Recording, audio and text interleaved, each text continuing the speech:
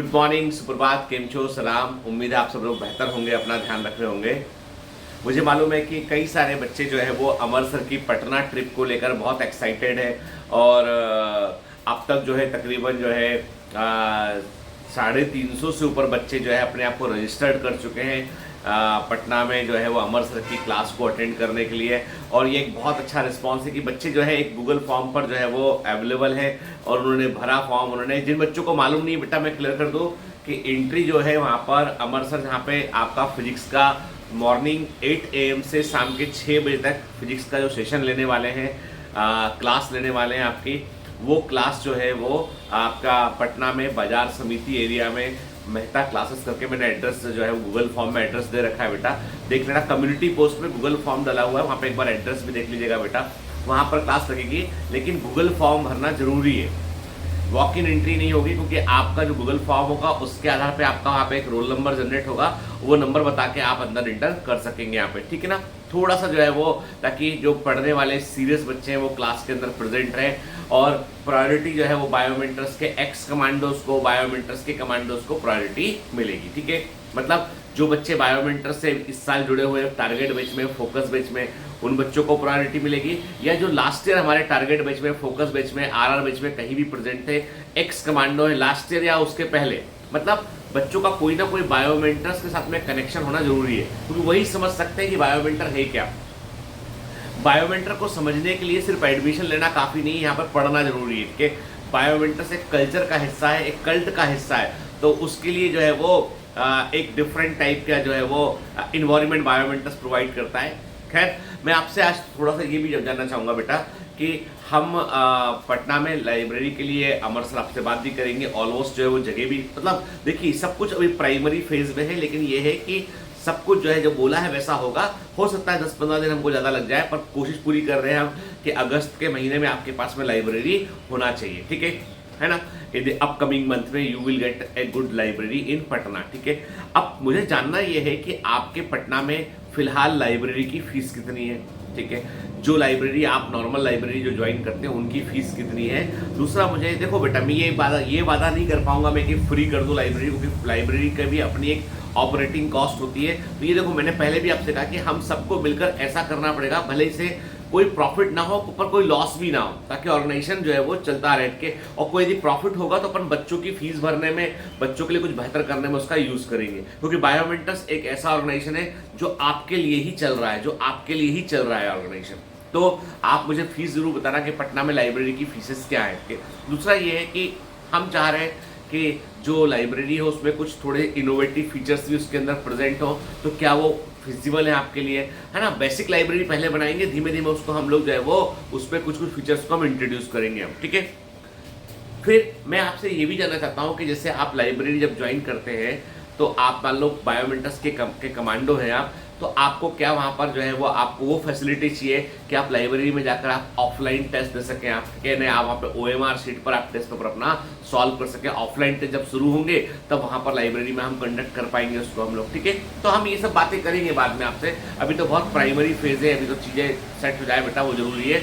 और ये सब आपका प्रोजेक्ट, ये मेरा प्रोजेक्ट नहीं है, ये हमेशा रखना, ये आपका प्रोजेक्ट है, आपके लिए। पटना का लाइब्रेरी सक्सेसफुल होगा, बढ़िया होगा, तो अपन जो है लखनऊ में भी लेके जाएंगे, कश्मीर के अंदर भी खोलेंगे, है ना।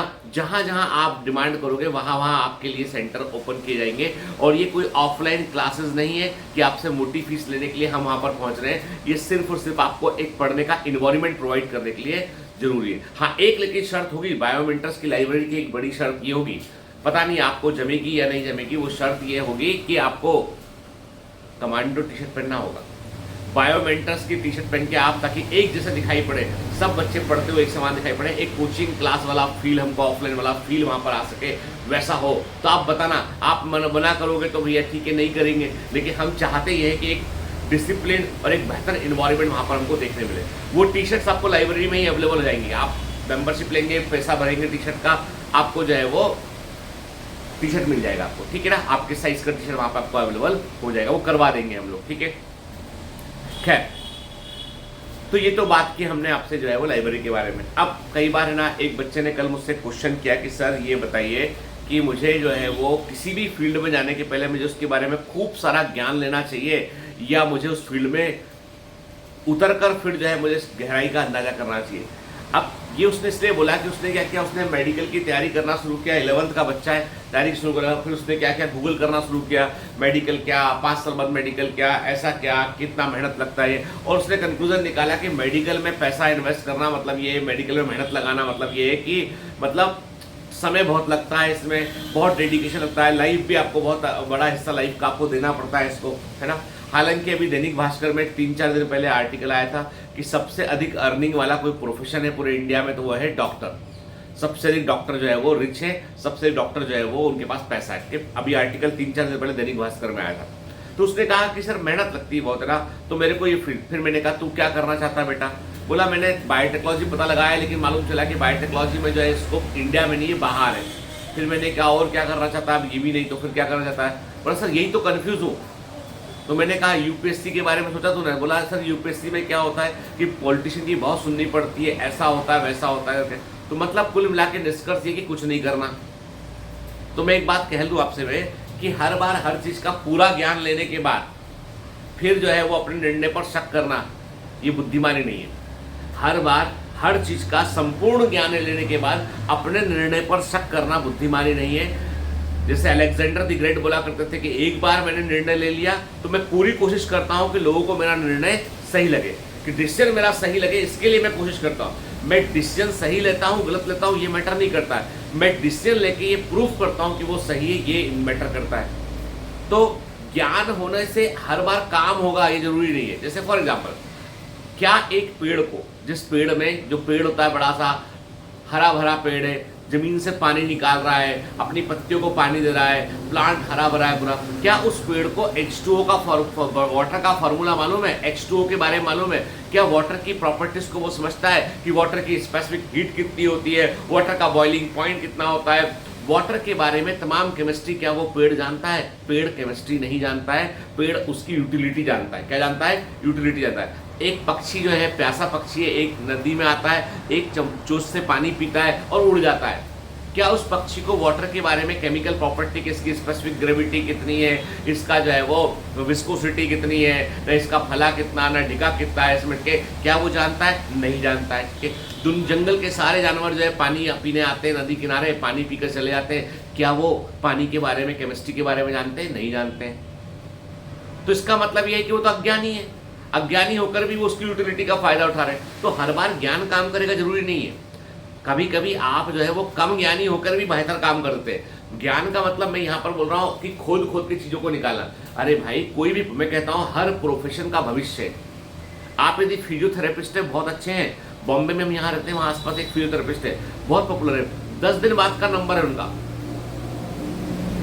अपने काम में स्किल्ड होना जरूरी है, अपने काम में एक्सपर्ट होना जरूरी है। हम लोगों ने अभी, मेरी सोसाइटी जो है, हम लोगों ने क्या किया, हमारा जो कारपोरेट पार्क है उस सोसाइटी का मैं सेक्रेटरी भी हूँ। तो अभी हम लोगों ने क्या किया, वहाँ पे साफ सफाई के लिए जो है वो एजेंसीज को पता किया कि भाई चेंज करना है एजेंसी। तो हमने देखा भाई जो एजेंसी का ट्रैक रिकॉर्ड साफ सफाई का सबसे अच्छा है, यानी उनके बंदों को पूरी ऑफिस को साफ रखना अच्छे से आता है, कॉरिडोर बाथरूम सब साफ रखना अच्छे से आता है, उनको हमने काम दिया। भाई यहाँ पे क्या देखा, यहाँ पे देखा हमने कि तुम्हारा साफ सफाई का हुनर कितना है, कितना जानते हो तुम, उसके बाद वो देखा। यहाँ पर हमने ये देखा तुमको फिजिक्स आती है कि नहीं आती, केमिस्ट्री आती है कि नहीं आती, ये नहीं देखा हमने। हर आदमी का अपना एक जो है वो एक्सपर्टाइज एरिया होता है। तो आप ये मत देखो कि ज्ञान को एक कॉमन पैमाने से नहीं आंक सकते। ज्ञान जो है वो अपरिमित है, असीमित है। कोई भी आदमी अपने आप को ज्ञानी बोलता है तो उससे बड़ा मूर्ख कोई नहीं है। दुनिया में कोई महाज्ञानी नहीं हुआ है। मैं आपसे थोड़ा ज्यादा जान सकता हूँ, मुझसे कोई थोड़ा ज्यादा जान सकता है। जानकार हम सब हो सकते हैं, कोई कम जानकार, कोई अधिक जानकार।